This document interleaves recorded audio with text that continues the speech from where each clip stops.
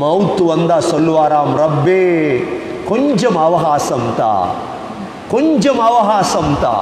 இமாம் திர்மிதி ரஹிமஹுல்லாஹ் சொல்றாங்க, இந்த அவகாசம் கேட்கிறவங்க 2 பேரா, அவகாசம் கேட்கிறவங்க 2 பேரா. கண்ணியம் யாருக்கு சொந்தம்? ஒன்று கண்ணியம் அல்லாஹ்க்கு சொந்தம், இரண்டாவது கண்ணியம் ரசூலுக்கு சொந்தம், மூன்றாவது மூமின்களுக்கு சொந்தம். எத்தனை பேருக்கு கண்ணியம் இருக்குது? முதல் அல்லாஹ்க்கு, இரண்டாவது யாருக்கு? ரசூலுக்கு, மூணாவது யாருக்கு? மூமின்களுக்கு. வேற ஒருத்தருக்கு கண்ணியம் இல்லை. எவ்வளவு சுருக்கமான வார்த்தை. நாங்க கண்ணியத்தை போய் காசில தேடப்படாது, நாங்க கண்ணியத்தை போய் அரசியல்ல தேடப்படாது, நாங்க கண்ணியத்தை போய் அழகுல தேடப்படாது. கண்ணியம் அல்லாஹ்வுக்கு சொந்தம். வலில்லாஹில் இஸ்ஸா வலிரசூலி. இரண்டாவது கண்ணியம் யாருக்கு சொந்தம்? ரசூல். மூணாவது யாருக்கு சொந்தம்? மூமின்கள். கண்ணியம் வேணுமா? மூமினாயினா சரி, வேறொன்றும் இல்லை. கண்ணியம் வேணுமா?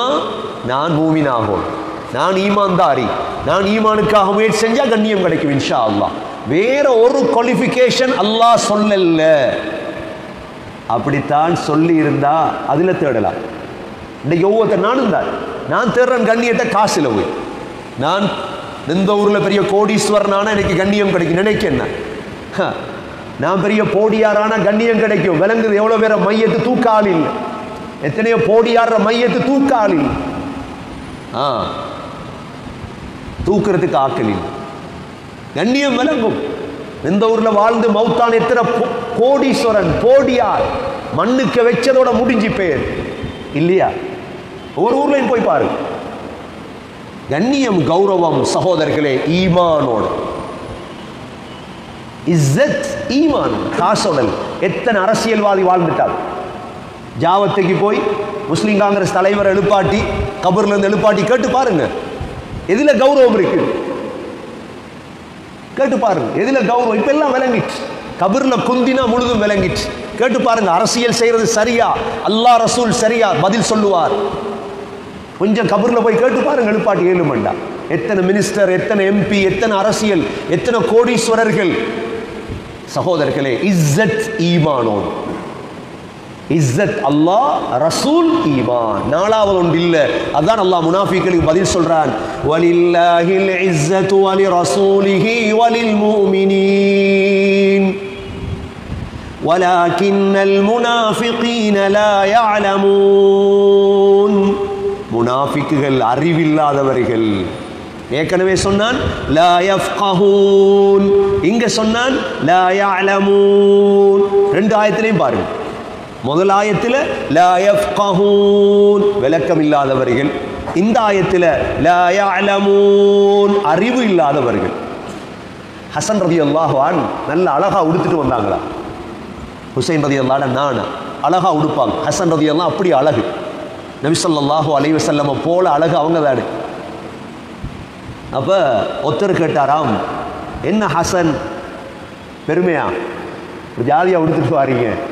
ஹசன் ரலியல்லாஹு சொன்னாங்களா, வலில்லாஹில் இஸ்ஸத்து வலி ரசூலிஹி வலில் முஃமினீன். பெருமை இல்ல, இஸ்ஸத் அல்லாஹ்க்கும் ரசூலுக்கும் மூமின்களுக்கு. உண்மையான மூமின்கள் யார்? மூமினான குடும்பம். அல் ரலியல்லாஹு, ஃபாத்திமா ரலியல்லாஹு அன்ஹா, ஹசன் ரலியல்லாஹு அன்ஹு, ஹுசைன் ரலியல்லாஹு. இந்த குடும்பம் அஹ்லுல் பைத். அஹ்லுல் பைத்தை நேசிக்கும். கர்பலா நடந்த காலமா இல்லையா? ஹுசைன் என்ற பேரை வச்சு எவ்வளோ பேர் எவ்வளோ அனாச்சாரம் செய்யற காலம். அனாச்சாரம் அல்ல, அன்பு வைக்கும், நேசிக்கும். ஹஸ்ரத் அலி ரலியல்லாஹு அன்ஹு எவ்வளோ முக்கியமானவர். அல் ரலியல்லாஹு அன்ஹு நபி ஸல்லல்லாஹு அலைஹி வஸல்லம் தன்னுடைய மகள், கடைசி மகள் ஃபாத்திமாவுக்கென்று தேர்ந்தெடுத்த மருமகன் அலி. 18 வயசுல கல்யாணம் முடிச்சு கொடுத்தாங்க ஃபாத்திமா ரலியல்லாஹு அன்ஹா. 18 வயசுல அல் ரலியல்லாஹு கல்யாணம் முடிச்சு கொடுத்தாங்க. 29 வயசுல ஃபாத்திமா ரலியல்லாஹு அன்ஹா மவுத். இந்த 18க்கும் 29க்கும் இடையில தான் ஹசன், ஹுசைன், முஹ்சின், ஜைனப், உம்மு குல்சூம் 5 பிள்ளைகளை பெற்றெடுத்தார். 5 பிள்ளைகளை பெற்றெடுத்தார். இந்த காலத்துக்குள்ள சொர்க்க தலைவியாக மாறினார். சொர்க்க தலைவியாக மாறுற, சொர்க்கத்துக்கு கால் எடுத்து வைக்கிறதே கஷ்டம். சொர்க்க தலைவியாக மாறினார். நபி அவங்க சொன்னாங்க, ஃபாத்திமாவை பார்த்து எந்த துனியாவையும் கொடுக்கல ஃபாத்திமா. ஒரு நாள் ஹஸ்ரத் ஃபாத்திமா ரலியல்லாஹு அன்ஹா நடந்து வராங்க. ஃபாத்திமா ரலியல்லாஹு அன்ஹாவுடைய நடையும் ரசூலுல்லாஹுடைய நடையும் ஒரே மாதிரி நட. மகள் தானே. வந்து பார்த்தாங்க ரசூலுல்லாஹ் சஹாபாக்களோட பேசிட்டு இருக்கிறார். மக்கத்தில் போயிட்டார். நபி அவங்களுக்கு தெரியும் மகள் வந்ததை கண்டார். மதீனாவுடைய பச்சை குப்பா இருக்குதே, பச்சை குப்பா ரசூலுல்லாஹ்வோட வீடு, ஆயிஷா ரலியல்லாஹு அன்ஹாவோட வீடு. அந்த பச்சை குப்பாக்கு பக்கத்தில் ஒரு ஓடை ஓடிச்சு. நபி அவங்க டாய்லெட் போகிற ஓடை. அதுக்கு அடுத்தது ஃபாத்திமா ரலியல்லாஹு அன்ஹாவோட வீடு. அடுத்த வீட்டை தான் கொடுத்து வச்சிருந்தார்.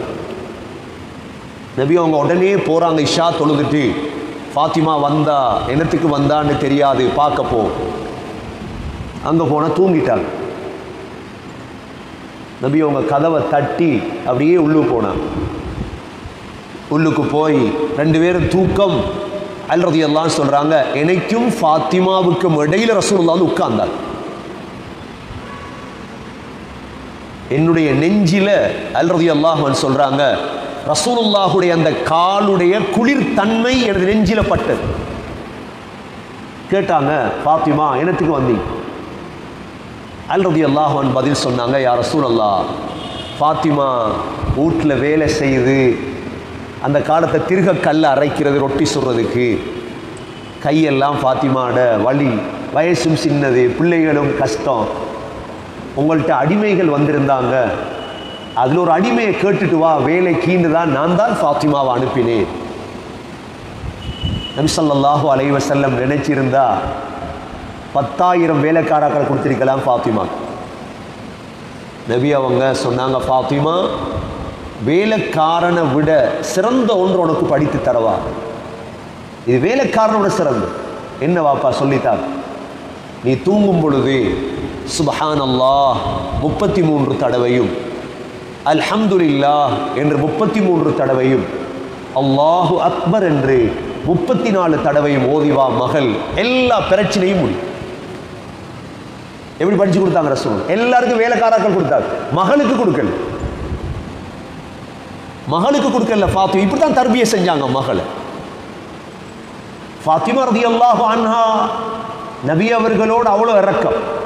அடிக்கடி போவாங்க. ஒரு நாள் வீட்டை தேடி போறாங்க. எங்க ஃபாத்திமா? மாப்பிள்ளை எங்க? அலி சண்டை பிடிச்சிட்டு போயிட்டார். எங்க போயிட்டார்? தேடி போறாங்க ரசூலுல்லாஹ். பார்த்தா பள்ளியில் படுக்கார். அந்த காலத்தில் சண்டை பிடிச்சாலும் பள்ளிக்கு தான் வந்து படுக்கிறது. நபி ஸல்லல்லாஹு அலைஹி வஸல்லம் வந்து தட்டினா, கும் யா அபா துராப், மண்ணுடைய வாப்பாவை எலும்புன்னு ஒரு ஜோக் பண்ணினாங்க. மருமானோட ஜோக் பண்ணி அனுப்பி விட்டாங்க ஃபாத்திமா. இப்படி ஃபாத்திமாவுடைய வாழ்க்கை வரும் பொழுதுதான் நபி ஸல்லல்லாஹு அலைஹி வஸல்லமுக்கு கடைசியாக மிஞ்சி இருந்த ஒரே ஒரு மகள் இவதான் ஃபாத்திமா. தன்னுடைய சக்கராத்தில் நபி அவங்க ஃபாத்திமா ஹசன் ஹுசைனை கூப்பிட்டு முத்தமிட்டு சொன்னாங்க, நான் மௌத்தா போறேன். அழுதாங்க. சொன்னாங்க, ஃபாத்திமா சொர்க்க பெண்களுக்கு நீதான் தலைவி ஃபாத்திமா. என்னுடைய மௌத்துக்கு பிறகு என்னுடைய குடும்பத்தில் முதலாக என்ன வந்து சந்திக்கிறது நீதான் ஃபாத்திமா. சிரிச்சார். நபியுடைய மௌத்துக்கு பிறகு நபியுடைய உடம்புக்கு மண்ணை போட்டுட்டு வந்த அனஸை கூப்பிட்டார். அனஸ், ரசூலுல்லாஹ்வோட உடம்புக்கு மண் போடுறதுக்கு உனக்கு எப்படி மனம் வந்தது அனஸ்? இப்படிதான் கேட்டார். வரலாறுகள் சொல்லுது, 6 மாதம் உலகத்தில் வாழ்ந்தாங்க ஃபாத்திமா. யாருடையும் சிரிக்கையில் அவ்வளோ கவலை அவங்களுக்கு, வாப்பாவுடைய இழப்பு. ஹஸ்ரத் ஃபாத்திமா ரமதானுடைய மாதம் தான் இவக்கு சக்கராத் வருது. இப்ப சக்கராத்தில் பிள்ளைகள்லாம் சின்ன பிள்ளைகள், ஹசன் ஹுசைன் எல்லாம். முஹ்சின் சின்ன வயசுல மௌத்தாயிட்டார். ஜைனப், உம்மு குல்சூம், 4 பிள்ளைகள், சின்ன சின்ன பிள்ளைகள். ஆனால் சக்கராத்தில் ஃபாத்திமா ரலியல்லாஹு அன்ஹா அஸ்மா பின்த் உமைஸ் என்ற பொம்பளையை கூப்பிட்டு சொன்னாங்க, என்ற உடம்பை யாரும் பார்க்கப்படாது. ஏன்னா அந்த காலத்தில் பெண்களுடைய மையத்தை எடுத்துட்டு போகும் பொழுது மெலிஞ்ச பெண்ணா கொளுத்த பெண்ணான்னு எல்லாருக்கும் விலங்கு. ஃபாத்திமா அஸ்மா பின்த் உமைஸிடம் சொன்னாங்க, எந்த உடம்பு யாருக்கும் விளங்கக்கூடாது, என்ன செய்யலாம்? அஸ்மா பின்த் உமைஸ் சொன்னாங்க, ஈச்ச ஓலை இருக்குது, இந்த ஈச்ச ஓலையை நான் ஓலையாக நெய்து உங்களோட மையத்துக்கு மேலே நான் போறேன். சரி. ரெண்டாவது சொன்னாங்க, என்ன மையத்தை அடக்கணும் இரவையில், இரவையில் தான் இந்த மையத்தை அடக்கணும். அதே மாதிரி இரவு நேரம் அவங்களோட மையத் ஈச்ச ஓலைகளால் நிறைக்கப்பட்டு கொண்டு போய் ஹஸ்ரத் அலி ரலியல்லாஹு அன்ஹு பிள்ளைகள் இருந்து பகீல ஃபாத்திமாவுடைய ஜனாசாவை அடக்கினார். ஹஸ்ரத் ஃபாத்திமா ரலியல்லாஹு அன்ஹா சொர்க்கத்தடை. ஃபாத்திமாவுக்கு பிறகு பிள்ளைகளை வளர்க்கணும். ஹஸ்ரத் அலி ரலியல்லாஹு அன்ஹு பல திருமணங்கள் செய்தார். இதில் ஒரு திருமணம் தான் ஃபாத்திமாவுடைய தாத்தாவுடைய மகள் ஜைனபுடைய மகள் உமாமாவை கல்யாணம் முடிச்சார். உமாமா ரலியல்லாஹு அன்ஹா. இதே போல முஹம்மத் பின் ஹனஃபியா என்ற பெண்ணை கல்யாணம் முடிச்சார். பிள்ளைகளை வளர்த்தெடுத்தாங்க. தனது மகள் ஜைனபுக்கு கல்யாணம் முடிச்சு கொடுத்தாங்க. ஹஸ்ரத் ஜாஃபர் ரலியல்லாஹுடைய மகன் அப்துல்லாவை கல்யாணம் முடிச்சு கொடுத்தாங்க. அடுத்த மகள் உம்மு குல்சூமுக்கு கல்யாணம் முடிச்சு கொடுத்தாங்க ஹஸ்ரத் உமர் பின் கத்தாப் ரலியல்லாஹு அன்ஹு அவர்கள். உம்மு குல்சூமுக்கு சின்ன வயது, உமர் ரலியல்லாஹுக்கு பெரிய வயது. உமர் ரலியல்லாஹு அன்ஹு அலி ரலியல்லாஹு போய் கேட்டாங்க, அலி குல்லு நஸபின் வ ஹஸபின் முன்கதிஉன் இல்லா ஹஸபி வ நஸபி. ரசூலுல்லாஹ் சொல்லியிருக்கிறாங்க, எல்லா குடும்பமும் துண்டிக்கப்பட்டு விடும், என்னுடைய குடும்பத்தை தவிர.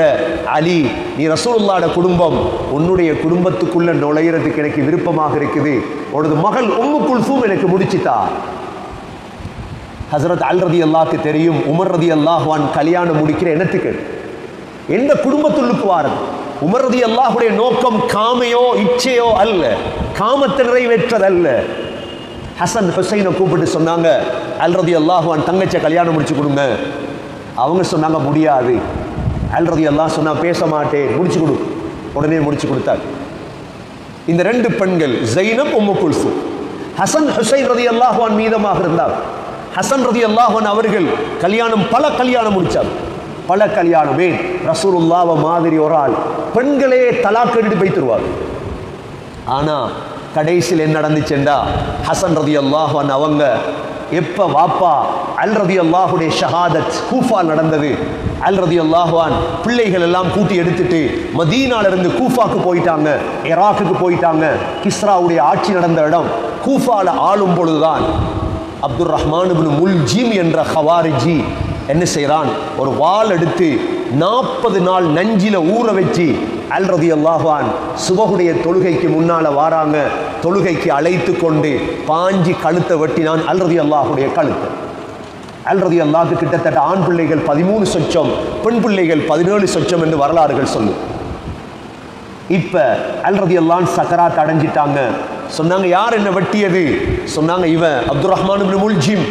சொன்னாங்க, நான் ஹயாத்தோடு இருந்தால் நான் அவனை பார்க்குறேன், நான் மௌத்தான அவனை கழுத்தை வெட்டிடுங்க, சித்திரவதை மட்டும் செஞ்சிடாதீங்க அவனை. அதே மாதிரி அலி ரலியல்லாஹு அன்ஹு ஷஹீதானாங்க. ஹசன் ரலியல்லாஹு அன்ஹு தொழுவிச்சாங்க. கூஃபால அலி ரலியல்லாஹுடைய ஜனாசா அடக்கம் செய்யப்பட்டது. அலி ரலியல்லாஹு அன்ஹு அவர்களுக்கு பிறகு ஹசன் ரலியல்லாஹு அன்ஹு தான் உலகத்துடைய ஹலீஃபாவாக வாழ்ந்தார். ஹசன் ரலியல்லாஹு அன்ஹு 6 மாதம் ஹலீஃபாவாக இருந்தார். 6 மாத ஹிலாஃபத்தில் யோசிக்கிறாங்க, முஸ்லீம்களை ஒத்துமைப்படுத்தும். ஏனென்றா முஆவியா ரலியல்லாஹு அன்ஹு ஷாம்ல இருந்து கொண்டு அங்க ஒரு கூட்டம், இங்க ஒரு கூட்டம். உடனே ஒரு கடிதம் எழுதினாங்க முஆவியா ரலியல்லாஹு அன்ஹு அவர்களுக்கு. ஹசன் ரலியல்லாஹு அன்ஹு, முஆவியா நீங்க வாங்க, உங்களோட கையில நான் ஆட்சியை தரப்போறேன். எவ்வளவு பெரிய விட, எதை கொடுக்க போறார்? ஸ்ரீலங்கா மாதிரி ஆட்சியா, இந்தியா மாதிரி ஆட்சியா? முழு முஸ்லீம்களுடைய ஹிலாஃபத், பக்தாத் தொடக்கம் அசர்பைஜான், அங்கால ஷாம், பலஸ்தீன், மக்கா, மதீனா, முழு ஆட்சி ஹஸ்ரத் முஆவியா ரலியல்லாஹு அன்ஹு வந்தார். சொன்னாங்க, எந்த பழிக்கு பழியும் வாங்க இயலாது. கடிதத்தில் எடுத்தாங்க. ஏன்னா ஆட்சியை கொடுத்தா பழிக்கு பழி நடக்கும். முஆவியா ரலியல்லாஹு ஏற்றுக்கொண்டாங்க. உடனே கையில் கொடுத்தாங்க. அதனால தான் நபி அவங்க அடிக்கடி ஹசன் ரலியல்லாஹு அன்ஹு கையில் வச்சு சொல்லுவாங்களாம், இன்னப்னி ஹாதா சயுஸ்லிஹு பைன ஃபிஅத்தைனி அதீமத்தீன், இன்னப்னி ஹாதா சய்யிதுன். என்னுடைய இந்த பேர பிள்ளை இருக்கிறாரே, இவர் தலைவர், இவர் எதிர்காலத்தில் முஸ்லீம்களுடைய 2 கூட்டத்தை ஒத்துமைப்படுத்துவார். அந்த ஹதீஸை நிரூபித்து காட்டினாங்க. தண்ட ஆட்சி எடுத்து அப்படியே முஆவியா ரலியல்லாஹு அன்ஹு கையில் கொடுத்தாங்க. சில வரலாற்றில் இருக்குது, கொடுக்கும் பொழுது சொன்னாங்களா, முஆவியா உங்களுடைய மௌத்துக்கு பிறகு இந்த ஹிலாஃபத்தை என்னுடைய தம்பி ஹுசைனுக்கு கொடு. உங்களுடைய மௌத்துக்கு பிறகு மௌத் வரை நீங்க ஆளுங்க, உங்களோட மௌத்துக்கு பிறகு இந்த ஹிலாஃபத்தை என்னுடைய தம்பி ஹுசைனுக்கு கொடு. இப்ப ஹசன் ரலியல்லாஹு அன்ஹு வாழ்ந்து கொண்டிருக்கும் பொழுது ஹசன் ரலியல்லாஹுக்கு நஞ்சி கொடுத்தாங்க ஹசனை கொல்றது. வரலாறுகள் சொல்லுது 7 தடவை நஞ்சி கொடுத்தாங்க ஹசன் ரலியல்லாஹு அன்ஹு அவர்களுக்கு. 7வது தடவையில தான் முழு உடம்புலையும் நஞ்சி பாயத் தொடங்கியது. அந்த நேரம் ஹுசைன் ரலியல்லாஹு அன்ஹு பார்க்க வந்திருந்தாங்க. கேட்டாங்க, நானா? யார் நஞ்சி தந்தது? ஹசன் ரலியல்லாஹு சொன்னாங்க, எதற்கு தம்பி? இல்லை கொல்ல போறேன். சொன்னாங்க, அல்லாஹ் அதுக்கு தண்டனையை கொடுப்பான், நீ உன்னுடைய வேலையை பார் அப்படின்ட்டு தம்பி ஹுசைனை பார்த்து சொன்னாங்க, என் உடம்பை கொண்டு வந்து கொஞ்சம் வெளியே வை, நான் அல்லாஹுடைய படைப்பாகிய வானத்தை கொஞ்சம் நான் பார்க்கும். அப்படியே வெளியே வச்சாங்க. அதோட ஹசன் ரலியல்லாஹு ஷஹீத் ஆயிட்டாங்க. நஞ்சி கொடுக்கப்பட்டு ஷஹீத் ஆயிட்டாங்க. ஜனாசாவை பக்கீல தான் அடக்கம் செஞ்சாங்க. ஹசன் ரலியல்லாஹு அன்ஹு அந்த நேரம் யோசிச்சாங்க, அப்பாக்கு பக்கத்தில் பக்கீல மதீனாவில் ரவுதாவில் அப்பாக்கு பக்கத்தில் இடம் இருந்தது, அடக்கம் செய்யப்படணும்னு யோசிச்சாங்க. கடைசியில் சொன்னாங்க, இல்லை என்ன பக்கீல அடக்கு, என்ன உம்மாக்கு பக்கத்தில் அடக்கு. சொல்றாங்க, ஜனாசா கொண்டு வரப்பட்டது. ஹசன் ரலியல்லாஹுடைய ஜனாசா பக்கீல ஒரு ஊசி போடுறதுக்கு கூட இடம் இல்லை, அந்த அளவு பக்கீ நிறைந்திருந்தது. ஹசன் ரலியல்லாஹுக்கு பிறகு முஆவியா ரலியல்லாஹு அன்ஹு ஆட்சி செய்தாங்க. நல்ல ஆட்சி. முஆவியா ரலியல்லாஹுடைய கடைசி காலமாகும் பொழுது ஹிஜ்ரி 55 58 ஆகும் பொழுது ஹஸரத் முஆவியா ரலியல்லாஹுடைய மகன் யஸீதுக்கு கொஞ்சம் விருப்பம் இருந்தது, வாப்பாவுக்கு பிறகு நான் ஆட்சிக்கு வர வேண்டும். வாப்பாவை கஷ்டப்படுத்தினார், நீங்க ஹயாத்தோடு இருக்கும் பொழுதே எனக்கு ஆட்சியை தாள்.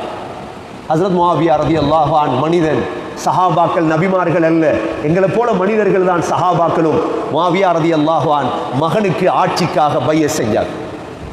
சரி, சஹாபாக்களும் பைஅத் செஞ்சிட்டாங்க. ஹுசைன் ரலியல்லாஹு அன்ஹு அவங்களுக்கு தெரியும், முஆவியா ரலியல்லாஹு அன்ஹு மௌத்துக்கு பிறகு எனக்கு தான் ஆட்சி வரணும். ஹுசைன் ரலியல்லாஹு அன்ஹு அவங்களும் யஸீதுடைய கையில் பைஅத் செஞ்சார். ஒத்துமையா போவோம். இந்த காலத்தில் தான் குஸ்தந்தீனியா, துருக்கியுடைய ஒரு பகுதி, குஸ்தந்தீனியாவுடைய யுத்தம் நடக்குது. யஸீதுடைய தலைமையில் ஹுசைன் ரலியல்லாஹு அன்ஹு யஸீதோட போறார். அந்த ஒத்துமையாக இருக்கிறார். காலப்போக்கில் ஹிஜ்ரி 60ஆக மாறிட்டு ஹஸரத் அபூ ஹுரைரா ரலியல்லாஹு அன்ஹு அடிக்கடி சொல்லுவாங்களாம், எனக்கு 2 விதமான ஹதீஸ் தெரியும், ஒரு விதமான ஹதீஸை தான் உங்களுக்கு சொல்லிட்டேன், இன்னொரு விதமான ஹதீஸ் இருக்குது, நான் அதை சொன்னால் என் கழுத்து போகும் என்று சொல்லிட்டு சொல்லுவாங்களாம், யா அல்லாஹ் ஹிஜ்ரி 60ஐ விட்டும் என்ன பாதுகார் யா அல்லாஹ், சின்ன பிள்ளைகளுடைய ஆட்சியை விட்டு என்ன பாதுகார் யா அல்லாஹ். அபூ ஹுரைரா ரலியல்லாஹுடைய துஆ, அல்லாஹ் அவர்களுடைய துஆவை கபூல் செய்து ஹிஜ்ரி 60ஆம் ஆண்டுக்கு முன்னாலே அல்லாஹ் அபூ ஹுரைரா ரலியல்லாஹு அன்ஹு அவர்கள் அல்லாஹ் மௌத்தாக்கிட்டார். ஹிஜ்ரி 60 என்பது மதீனாவை யஸீத் தாக்க ஆரம்பித்தான். யஸீத் சாராயம் குடிக்க ஆரம்பிச்சிட்டான். யஸீத் தொழுகைகளை விட ஆரம்பிச்சிட்டார். இந்த நேரம் தான் ஹுசைன் ரலியல்லாஹு அன்ஹு பொறுக்க முடியாமல் மதீனாவிலிருந்து மக்காவுக்கு போனாங்க. மக்காலிருந்து ஈராக்குக்கு சொன்னாங்க, நான் வாரேன், ஆட்சியை பாரமெடுக்கணும், சரியான ஆட்சி செய்யணும் என்று இந்த அரசியலுக்கு எதிராக எழும்பினாங்க ஹுசைன் ரலியல்லாஹு அன்ஹு. மக்காலிருந்து முஸ்லிம் பின் அகீல அனுப்பி வச்சாங்க ஈராக்குக்கு, தம்பி போய் பார்த்துட்டு வா, ஈராக்குடைய நிலைவரம் என்ன. ஈராக்குக்கு போனதோட மக்களுக்கெல்லாம் விருப்பம், ஹுசைன் தான் ஆட்சி செய்யணும், ரசூலுல்லாஹ் ஒரே ஒரு பேரப்பிள்ளை இருக்கிறார், ஆட்சியை கொடுப்போம் அப்படின்னு முஸ்லிம் பின் அகீல் கடிதம் எழுதினார் ஹுசைன் ரலியல்லாஹு அன்ஹு அவர்களுக்கு. முழு ஈராக் மக்களும் உங்களோட தான் இருக்கிறாங்க, ஹுசைன் நீங்க குடும்பத்தோட ஈராக்குக்கு வாங்க. இப்ப அப்துல்லாஹ் பின் அப்பாஸ் ஏனைய சஹாபாக்கெல்லாம் இருக்கிறாங்க, மஷூரா பண்றாங்க என்ன செய்யுது. அப்துல்லா பின் அப்பாஸ் ரலியல்லாஹு அன்ஹு சொன்னாங்க, ஹுசைன் ஈராக் மக்களை நம்பி போயிடாத, இதுக்கு முன்னால் உனது வாப்பாட கழுத்தை வெட்டினவங்க. சொன்னாங்க, முஸ்லிம் பின் அகீல அனுப்பினேன், அவர் கடிதம் அனுப்பியிருக்கிறார், எல்லாரும் எங்களோட தான் இருக்கிறார். கடிதம் வந்து 2ஆம் நாள் முழு ஹுசைன் ரலியல்லாஹுடைய ஆதரவாளர்கள் முஸ்லிம் பின் அகீல் எல்லாரையும் ஜெயிலில் அடைச்சிட்டான் யஸீத். அந்த நேரம் சஹாபாக்கள் இருந்தாங்க, சஹாபாக்களை நீக்கிட்டு அந்த இடத்துல ஷிம்ர் தில் ஜௌஷன் என்ற சில அநியாயக்காரனை பொறுப்பை கொடுத்தார். நோமான் பின் பஷீர் ரலியல்லாஹு அன்ஹு ஈராக்குக்கு பொறுப்பாக இருந்தாங்க, அவர் நீக்கிட்டு அநியாயக்காரர்கள் பொறுப்பாக்கப்பட்டு முஸ்லிம் பின் அகீலுடைய கழுத்து வெட்டப்பட்டுச்சு. அதுக்கடையில் முஸ்லிம் பின் அகீல் உடனே செய்தியை தெரிவித்தார், ஹுசைனுக்கு அடுத்த கடிதம் எழுதுங்க, ஈராக்குக்கு வர வானாம் என்று சொல். அந்த கடிதம் போய் சேர முன்னால ஹுசைன் ஈராக்குக்கு வந்துட்டார். கடைசியாக அப்துல்லா பின் அப்பாஸ், ஹுசைனும் ரசூலுல்லாஹ்வுடைய முழு குடும்பம், அலி ரலியல்லாஹுடைய பிள்ளைகள், முஹம்மது பின் ஹனஃபியா, அலியுல் அஸ்கர், அலியுல் அக்பர் எல்லாருமே வந்தார்கள். பெரும் பெரும் சாதாத்துகள், பெரும் பெரும் தலைவர்கள், அஹ்லுல் பைத்துகள். அப்துல்லா பின் அப்பாஸ் சொன்னார், ஹுசைன் நீ போறதாக இருந்தால் தனியே போ, குடும்பத்தை கூட்டிட்டு போகாது. சொன்னார், இல்லை குடும்பம் தயாராகிட்டு. அப்பதான் ஒரு கவிதை படிச்சாராம் ஹுசைன், முழு ஆகாயமும் உனக்கு சொந்தம், நினைத்த இடத்தில் உனக்கு முட்டையிடலாம், நினைத்த இடத்தில் உனக்கு குஞ்சு பொறிக்கலாம், உண்ட விருப்பம் ஹுசைன். ஆனா நான் நினைக்கல நீ திரும்பி வருவாய் என்று. ஏண்டா ஒரே ஒரு பேர பிள்ளை மிஞ்சி இருந்தார். அந்த காலத்தில் அஹ்லுல் பைத்துடைய கையை மோருவார். ரசூலுல்லாஹ்வுடைய குடும்பம் பேர பிள்ளைகளை கண்டா அப்துல்லா பின் அப்பாஸ் கையை மோருவார், கௌரவப்படுத்த. குடும்பத்தோட வாரார். குடும்பத்தோட வரும் பொழுது இடையில கேள்விப்படு இந்த செய்தி எல்லாம், யசீத் இந்த வேலையை செஞ்சிட்டான். இப்பதான் ஈராக்குக்கு நெருங்கும் பொழுது இந்த கர்பலா என்ற இடம், கர்பலா என்ற இடத்தை அடைகிறார் ஹுசைன். எல்லோருடையும் கர்பலா என்ற ஊர்ல வச்சுதான் கேட்டார், இது எந்த ஊர்? சொன்னாங்க கர்பலா. சொன்னாங்க கர்புன் வபலா. கர்ப் என்றால் சோதனையும் கஷ்டமும், கர்புன் வபலா. அந்த கர்பலால வச்சுதான் சகோதரர்களே யசீத் படை அனுப்பினான், எப்படியாவது இவரை இல்லாமல் ஆக்கிடு அப்படி. பெண்கள், பிள்ளைகள், சின்ன பிள்ளைகள், அலி ரலியல்லாஹுடைய 17 பிள்ளைகள் யுத்தமாக மாறுறது. ஆஷூரா தினம் வெள்ளிக்கிழமையாக இருந்தது. ஹுசைன் ரலியல்லாஹு அன்ஹு அவங்களோட இருந்த முழு பேரும் ஷஹீதாக்கப்பட்டார். முழு பேரும் அந்த நாள் அலி ரலியல்லாஹுடைய 17 பிள்ளைகள் ஷஹீதாக்கப்பட்டார். கடைசியாக ஹுசைன் ரலியல்லாஹு ஒரு பிள்ளை இருந்தது, அலி என்ற பிள்ளை நோயாளி. அதை அப்படியே கையில் வச்சு பார்த்து கொண்டிருந்தாங்க. எவனோ ஒருத்தன் அம்பைதான், அந்த பிள்ளையும் ஷஹீத். கடைசி பெண் பிள்ளைகள் ஜைனப், எல்லா பெண் பிள்ளைகளும் மீதமாக இருந்தது. ஹுசைன் ரலியல்லாஹு அன்ஹு கடைசி ஆள் முன்னுக்கானாங்க. யாருமே ஹுசைன் ரலியல்லாஹு அன்ஹு கண்டதோட ஓரமாகிறது. என் ரசூலுல்லாஹ்வுடைய முகம் யார் வெற்று? ஹுசைனை கண்டோனே ஓரமாகிறது. ஹுசைனை கண்டோனே யாரும் கை வைக்கல. கடைசியாக சிலர் அம்பைதாங்க. ஹுசைனுடைய உடம்பை பிரட்டி பிரட்டி எண்ணினாங்க. 30 சொச்சம் அம்பு, ஈட்டியால குத்தப்பட்ட காயங்களும் 30 சொச்சம் வாள் வெட்டுகளும் ஹுசைனுடைய உடம்புல இருந்தது. கடைசியாக ஷிம்ர் தில் ஜௌஷன் என்ற இந்த பாவிகள் என்ன செஞ்சாங்க? ஹுசைனுடைய தலையை வெட்டிட்டார். தலையை வெட்டி எடுத்து ஹுசைன் ரலியல்லாஹுடைய தலையை பிளேட்ல வச்சாங்க. ஹுசைன் ரலியல்லாஹுடைய உடம்ப சில வரலாறுகள் சொல்லுது, குளிப்பாட்டவும் இல்லை, கஃன் செய்யவும் இல்லை, அடக்கிட்டாங்க. உலமாக்களுக்கு தெரியும், ஹுசைன் ரலியல்லாஹுடைய கபரை தேடுறார். ஒரு அந்த காலத்தில் இருந்த சஹாபி ஒரு மண் எடுத்து மோந்தார், கஸ்தூரி வாடை அடித்தது. சொன்னார், இவ்விடத்தை தான் ஹுசைனுடைய உடம்பு இருக்குது. அல்லாஹ் அந்த மண்ணை கஸ்தூரி வாடையாக மாற்றினான். ஹுசைன் ரலியல்லாஹுடைய தலை கர்பலாவில் உடம்பு அடக்கம் செய்யப்பட்டது. தலை அப்படியே எடுத்துட்டு வந்தாங்க யசீதுக்கு காட்டுறதுக்கு. இன்னைக்கு ஹுசைன் தலை, தலையை பார்த்த யசீத் என்ன செஞ்சார்?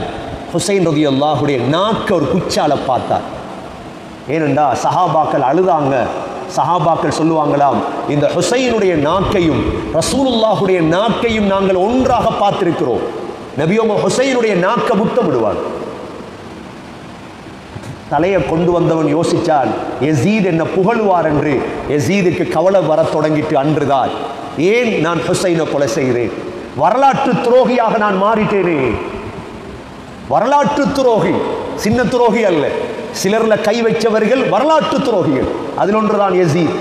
இன்று வரைக்கும் துரோகி என்ற பட்டம் யசீதுக்கு இருக்குது.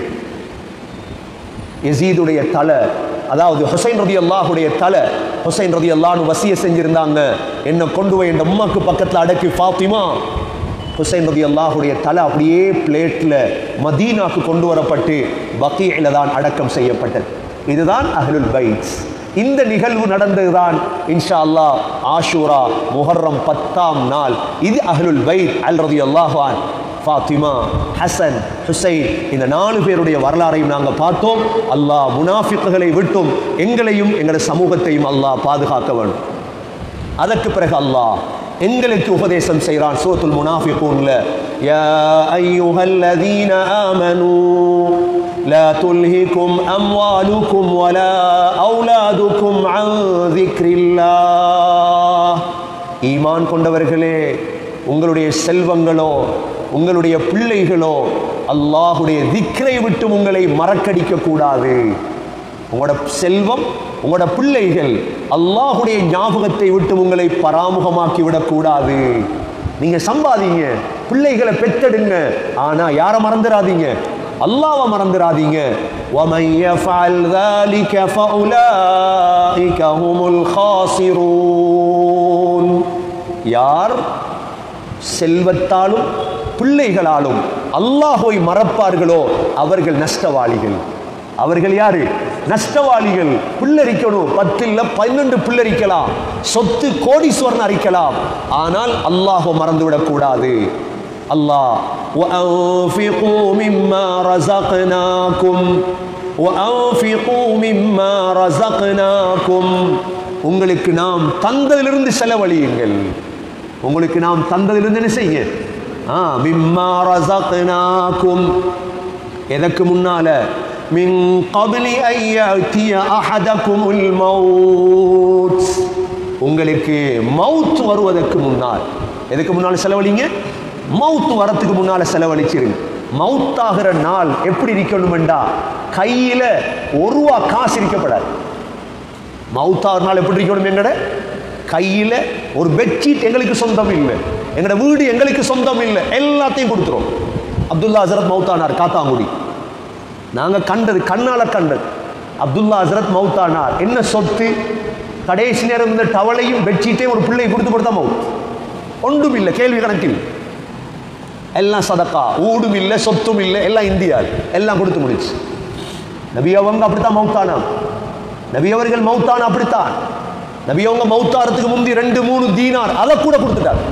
ஒன்றும் என்னட்டு இருக்கப்படாது, ஒரு சொத்து. அல்லாஹ் அதைத்தான் சொல்றான், وَأَنفِقُوا مِمَّا رَزَقْنَاكُمْ مِنْ قَبْلِ أَنْ يَأْتِيَ أَحَدَكُمُ الْمَوْتُ. இது வாரத்துக்கு முந்தி, மௌத் வாரத்துக்கு முந்தி செலவழிச்சு செய்வோமா இன்ஷா அல்லாஹ். இந்த ஊர்ல தான் ஃபாத்திமா மதரசா இருக்கு, ரப்பானியா மதரசா இருக்கு, உபய் இப்னு காப் இருக்கு. 3 மதரசா நடக்குது. வேற எந்த ஊர்ல இப்படி இல்லை. நீங்க தான் செலவழிக்கணும், நீங்க தான் செலவழிக்கணும், வேற யாரும் செலவழிக்கிறது? அனுப்பி வைங்க. பழைய மாதிரி ஃபாத்திமாட பில்டிங் வேலை இருக்குது, நடந்துட்டு இருக்குது. ஏழுமான சதக்கா ஜாரியாக்களை செய்யுங்க. ரப்பானியாட நடக்குது, உபய் இப்னு காப் நடந்து கொண்டே இருக்குது. அல்ஹம்துலில்லாஹ். எந்த பிரச்சனைக்கு எதுவும் நிக்கல, எல்லாமே தஃப்சீர் நடந்துட்டு இருக்குது. எங்களுடைய சேவைகள், ஹஜ்ஜாஜிகளுக்கான ப்ரோக்ராம் நடக்க இருக்குது, ஏலவல் பிள்ளைகளுக்கான ப்ரோக்ராம் நடக்க இருக்குது. கிட்டத்தட்ட 15 நிகழ்ச்சி நிந்தோர் நடந்து கொண்டே இருக்கு. அதனால இதுக்கு செலவழிக்கிறவங்க வேணும், கட்டாயம். உங்களோட மௌத்துக்கு முன்னால செலவழிங்க, அல்லாஹ் சொல்றார். ஏனென்றா மௌத் வந்தா ஃபயகூல ரப்பி லௌலா அخرتني இலா அஜலின் கரீப். மௌத் வந்தா சொல்லுவாராம், ரப்பே கொஞ்சம் அவகாசம் தா, கொஞ்சம் அவகாசம் தா. இமாம் திர்மிதி ரஹிமஹுல்லாஹ் சொல்றாங்க, இந்த அவகாசம் கேட்கிறவங்க 2 பேரா. அவகாசம் கேட்கிறவங்க 2 பேரா. ஒன்று, செல்வம் இருந்தும் ஃபர்தான ஹஜ் செய்யாதவங்க. செல்வம் இருந்தும் ஃபர்தான ஹஜ், காணியை வாங்குவோம், பூமியை வாங்குவோம், சொத்தை வாங்குவோம், ஹஜ் செய்யல. இவர் சக்கராத்ல மன்றாடுவாராம், கொஞ்சம் டைம் தாங்க ஹஜ் செய்யும். இரண்டாவது மனிதர் ஃபர்தான ஜகாத் கொடுக்காதவர், ஜகாத் ஃபர்த் கொடுக்கல. இந்த 2 பேரும் தான் மௌத்துடைய நேரத்தில், யா அல்லாஹ் இன்னும் கொஞ்சம் வாழ்க்கையத்தா. இதை இப்னு அப்பாஸ் ரலியல்லாஹு சொன்னதோட ஒரு மனிதர் எழுப்பி சொன்னார், அல்லாஹ்வை பயந்து கொள்ளுங்க, காஃபிர் தானே இப்படி கேட்பான். அப்பதான் அப்துல்லா பின் அப்பாஸ் இந்த ஆயத்தை ஓதி காட்டினாங்க, وَأَنْفِقُوا مِمَّا رَزَقْنَاكُمْ مِنْ قَبْلِ أَنْ يَأْتِيَ أَحَدَكُمُ الْمَوْتُ فَيَقُولَ رَبِّ لَوْلَا أَخَّرْتَنِي إِلَى أَجَلٍ قَرِيبٍ فَأَصَّدَّقَ. சதக்கா கொடுத்துடுவாரே. அல்லாஹ் நம் அனைவர்களை பாதுகாப்பானாக. ஹஜ் முடிக்காதவங்க ஃபர்லான ஹஜ்ஜை முடிச்சு கொள்ளுங்க. ஜக்காத் கொடுக்காதவங்க ஜக்காத்துல கொடுத்துருங்க. அல்லாஹ் இடத்துல போய் தப்புறதுக்கு சக்கராத்ல நாங்கள் யாருமே அழுதிடப்படாது.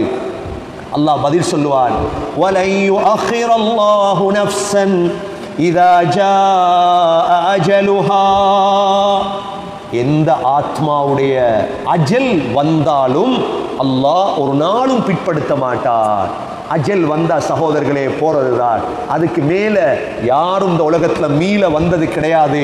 வல்லாஹு கபீரும் பிமா தஅமலூன்.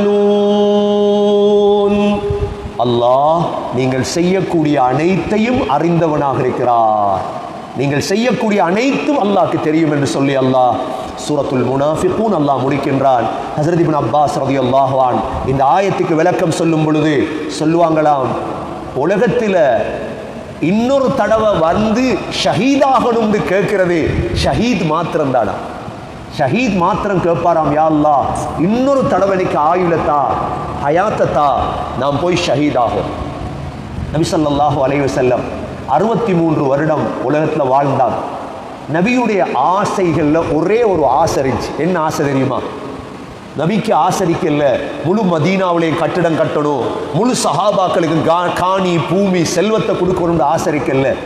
நபி அவங்களுக்கு இருந்த ஒரே ஒரு ஆசை, சொல்லுவாங்களாம், எனக்கு ஆசை நான் கொல்லப்பட்டு திரும்ப எனக்கு உயிர் கிடைக்கணும், திரும்ப நான் அல்லாஹுடைய பாதையில கொல்லப்படணும், திரும்ப எனக்கு உயிர் கிடைக்கணும், திரும்ப நான் கொல்லப்படணும், திரும்ப எனக்கு உயிர் கிடைக்கணும், இதுதான் என் ஆசை. யார் சொல்லுவாங்களா? இந்த 3 தடவை நான் அல்லாஹுடைய பாதையில ஷஹீதாக்கப்படணும், திரும்ப எனக்கு உயிர் கிடைக்கணும், நான் திரும்ப ஷஹீதாக்கப்படணும், திரும்ப உயிர் கிடைக்கணும், திரும்ப ஷஹீதாக்கப்படணும், திரும்ப உயிர் கிடைக்கணும், இதுதான் என்னுடைய ஆசை. நபி அவங்க சொல்லுவாங்க. ஏனென்றா அந்த ஷஹீதுடைய அந்தஸ்து அது பெரியது. அல்லாஹ் அந்த ஷஹாதத்தை தான் நபியுடைய மருமகன் அலி ரலியல்லாஹு கொடுத்தான்.